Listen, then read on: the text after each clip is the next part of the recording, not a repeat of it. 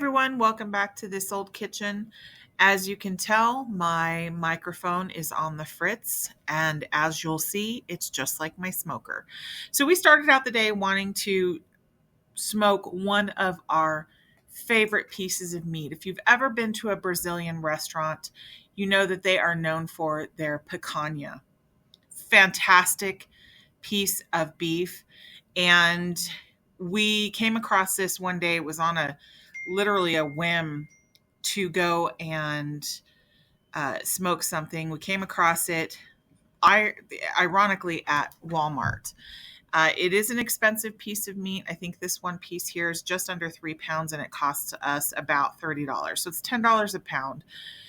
That is a stretch for us to do something like that, but we do like to smoke something at least once a week. So it had been a couple weeks since the last time we used our smoker, went outside, went to turn it on, get it all preheated, and in the meantime, I am working on our beef. Now, if you've ever had picanha, you know that this is the top of your top round. It's probably about 4 inches thick, but 2 inches of that is going to be the fat cap. It is a very heavy, a very thick fat cap. Now, I think that fat cap actually adds to the flavor and the tenderness of the beef. So I don't, by any means, take that fat cap off. Whether I'm smoking it, whether I'm grilling it, whether I'm putting it in the oven, as you'll see, it does not render, but it does add to the tenderness and the flavor of your beef. So what you're going to want to do is smoke it, grill it, roast it, however you want, fat cap side up. It does not render, but it does melt a little bit. So you're going to score it pretty heavily, get down to that where your meat starts to meet the fat cap, get it scored all the way down, and you're going to salt and pepper this. You don't need to use any binding agent. You don't need to use mustard, bacon grease, whatever it is that you use. This does not need it. But you do need to get your seasonings down into that meat so it does go to the center. Now, I am known for probably over seasoning and using lots of different mixtures of seasonings on my beef, and it is very, very I don't know what the term is, unusual for me to not do that. This particular piece of meat does not need any seasonings, any added seasonings other than your basic salt and pepper. If you want to add it, go for it. But for me, I just do the straight salt and pepper. So you're going to score it pretty heavily, get your fingers in there, get it massaged in there, get your salt and your pepper down into those crevices.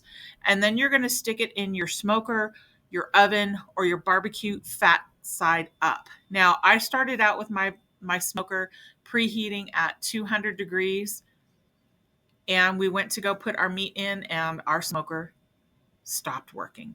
So let's all have a moment to say, I'm so sorry. You need to go and spend money and get another smoker. So I end up pivoting because it was so late in the day. It was about 2:00. And for a 3-pound picanha, it's probably going to take you about an hour per pound. And so I needed to get this in so we could eat dinner at a normal hour. I went ahead and tossed it in the oven. Now, you can do a very light smoke on your meat in the oven. It doesn't smoke your house out. It does give it a smoky flavor, but it doesn't linger. Now, what I did was I took my pan from my smoker, went ahead and put my chips in there, went ahead, and this is usually your liquid pan that you'll put above where your chips go. I went ahead and put everything in that one little pan, covered it with some tin foil, put it on the lower shelf in my oven, and then put my picanha in and just let it sit there. I put it on a roasting pan, but I didn't cover it. I didn't do anything other than those 2 steps. Now, what I did do wrong is I didn't have my glasses on, and I didn't look at the temperature that I put the oven on.